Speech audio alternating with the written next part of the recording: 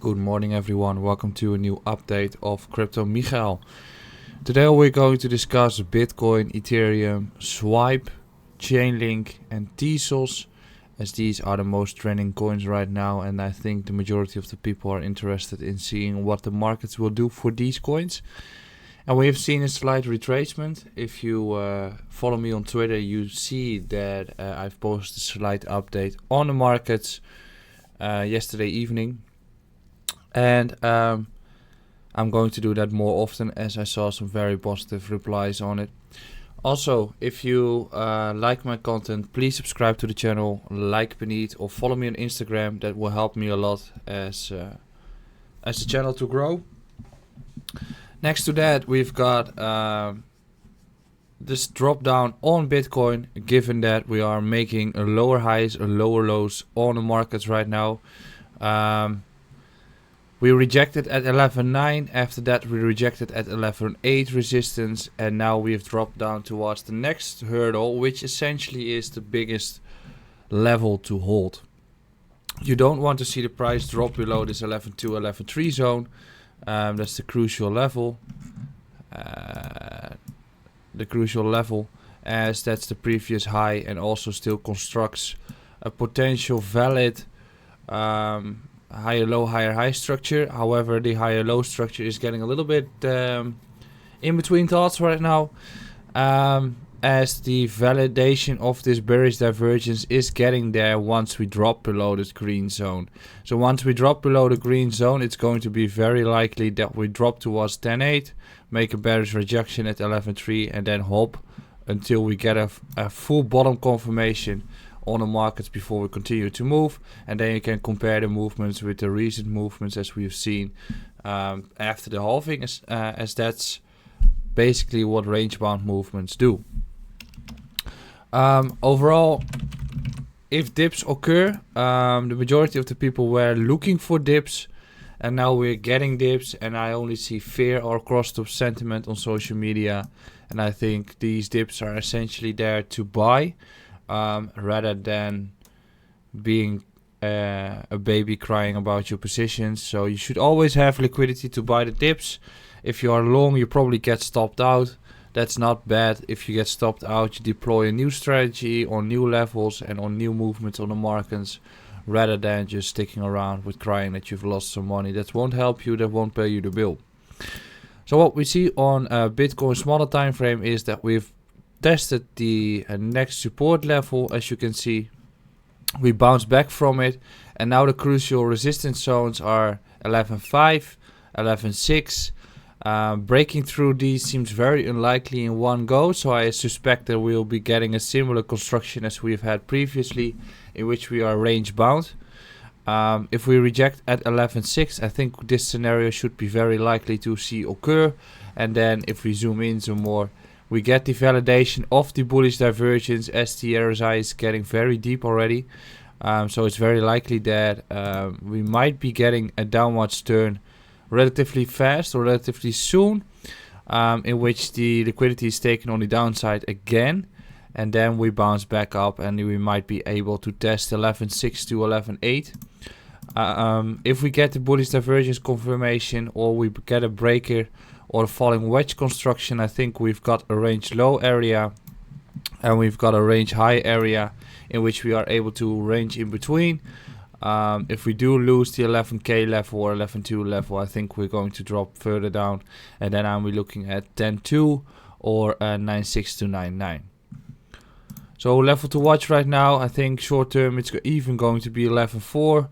If we don't break this resistance zone around 11.4, I think we're going to test 11.2 again. If we do break 11.4, I think 11.6 to 11.8 is the next resistance zones.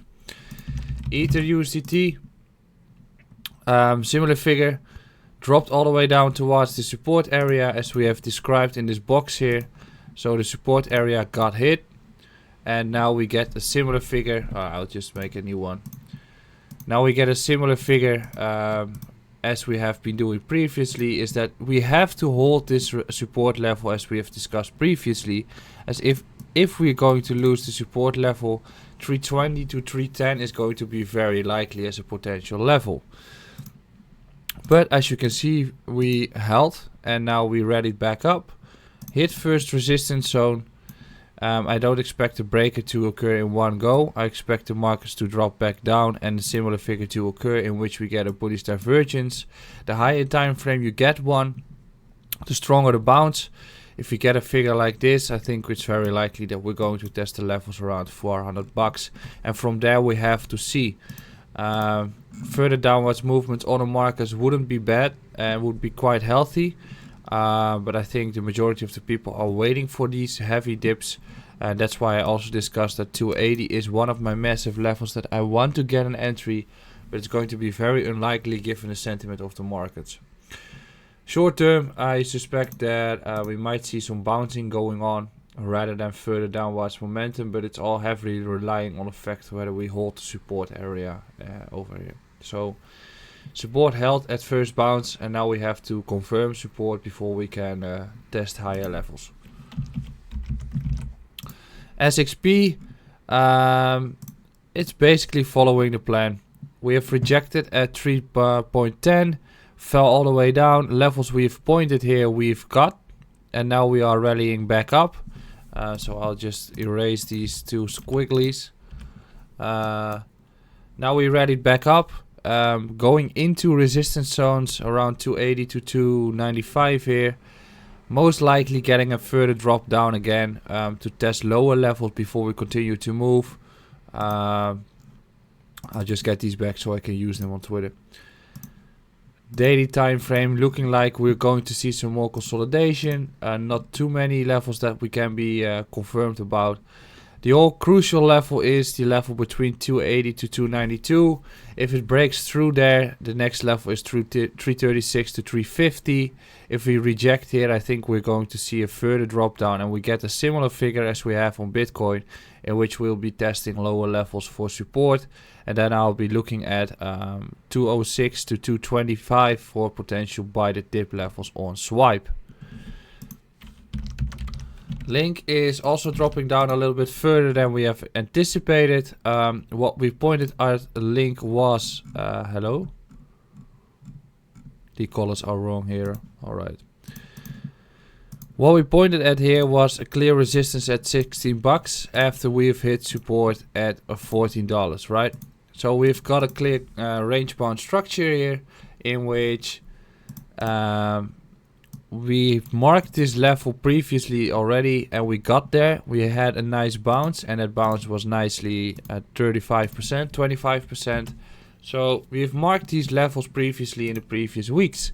Now we rejected here, small bounce, lower high, all the way down towards support.